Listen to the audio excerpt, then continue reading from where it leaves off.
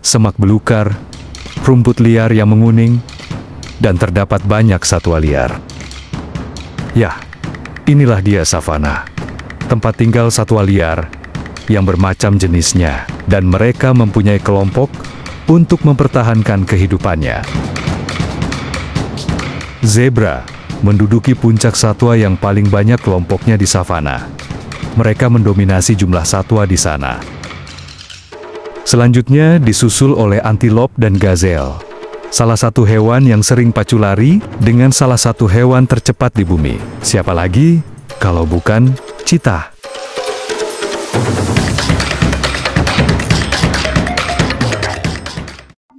Kelompok singa menjadi penguasa di savana.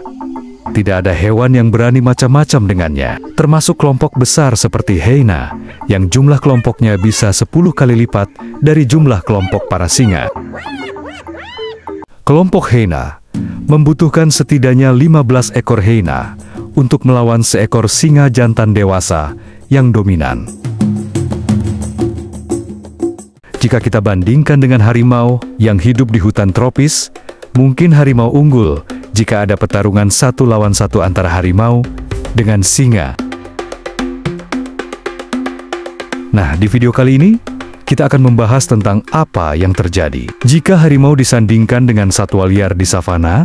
Secara teori di atas kertas, harimau unggul di atas singa, karena harimau memiliki kekuatan dan kemampuan yang memukau.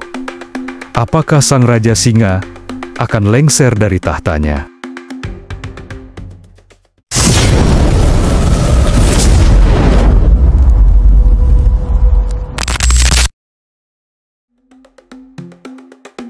Savana merupakan tempat tinggal satwa liar yang di dalamnya ada zebra, badak, wildebeest, warthog, jerapah, gajah, hyena, cheetah, dan sang raja singa.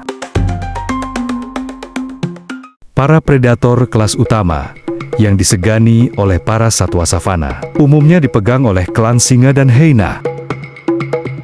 Singa dan hyena memiliki kekuatan dalam perburuan mangsanya karena disupport oleh anggota kelompoknya. Sistem mereka berburu tidak individual, melainkan berkelompok. Ini sangat memudahkan mereka untuk mencapai hasil buruannya. Nah, jika dibandingkan dengan harimau yang notabene-nya hidup di kawasan hutan di Asia, harimau memiliki sistem berburu yang individual. Mereka mengandalkan kekuatan dan kelincahannya di hutan.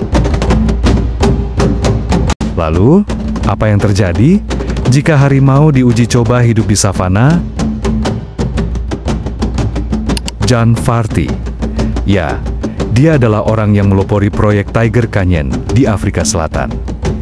John adalah seorang pembuat film satwa liar dan konservasionis asal Afrika Selatan. Pada awal tahun 2000-an, John mulai memindahkan harimau ke daerah savana di Free State, Afrika Selatan.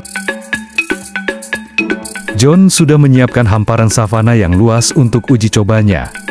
Area harimau itu dipagar sekeliling untuk mencegah hewan lain di savana masuk ke dalamnya. Istilah kerennya, seperti di kandang, tapi kandangnya sangat luas. John melepaskan 2 harimau remaja. Kedua harimau tersebut diajar oleh John bagaimana cara berburu di alam liar agar insting berburunya kembali. Di area konservasi uji coba harimau tersebut, di dalamnya hanya berisi 2 spesies predator saja, yakni harimau dan cheetah. Pada awalnya, proyek yang dilakukan John berjalan lancar. Kedua harimau tersebut bisa menyesuaikan diri dengan tempat tinggal barunya, dan mereka seperti mesin pembunuh di area savananya. Banyak hewan yang menjadi sasaran harimau tersebut. Namun, proyek ini menghadapi tantangan tersendiri, terutama terkait dengan kebutuhan lahan yang lebih luas untuk mendukung populasi harimau yang terus berkembang.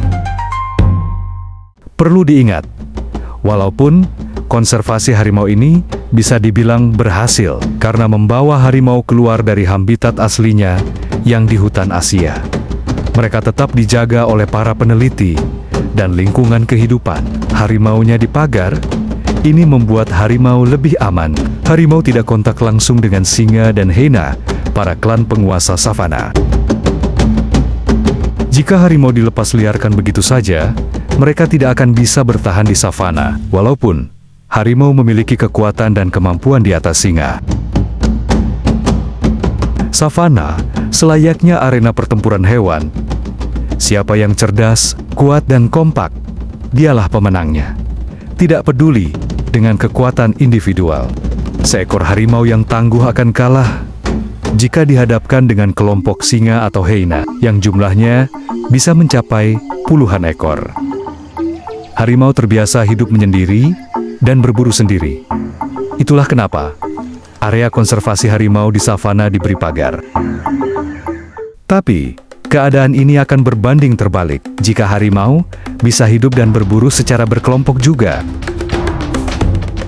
Singa, hyena, cheetah, dan para predator penguasa terdahulu savana akan ketar-ketir jika harimau bisa hidup secara berkelompok dan membuat gengnya. Secara teori, ukuran harimau lebih besar jika dibandingkan dengan singa atau predator ras kucing lainnya.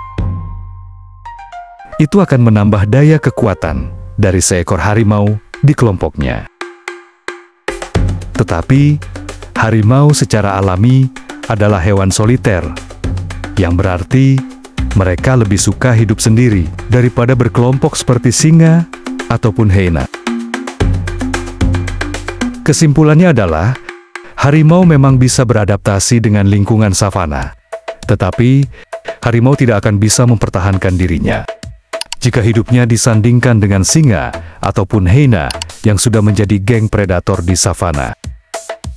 Walaupun harimau memiliki kekuatan yang super, dia tidak akan mampu menumbangkan kawanan hyena yang jumlahnya bisa mencapai 50 ekor dalam satu kelompok. Nah, jadi seperti itulah alasan kenapa harimau perlu diawasi dan area konservasinya dipagari. Semoga teman semuanya bisa paham dengan apa yang saya sampaikan.